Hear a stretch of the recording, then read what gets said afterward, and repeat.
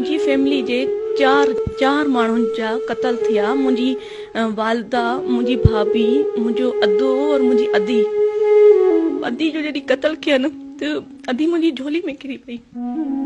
जे भेण जी झोली में मां वॾी थियमि त उहा ई भेण आख़िरी बाजू सां मुंहिंजी झोली में खणे पई।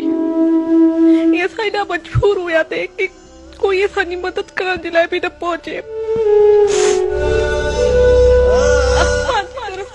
अल्लाह खे चओ कि अल्लाह तूं किथे आहे, तूं अकेलो छो छॾियो।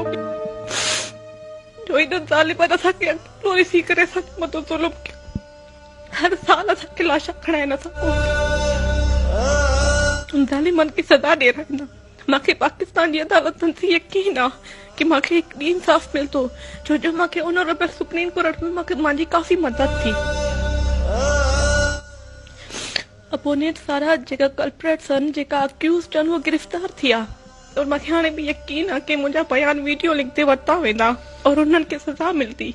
हो पंहिंजे अंजाम ते पहुचंदा।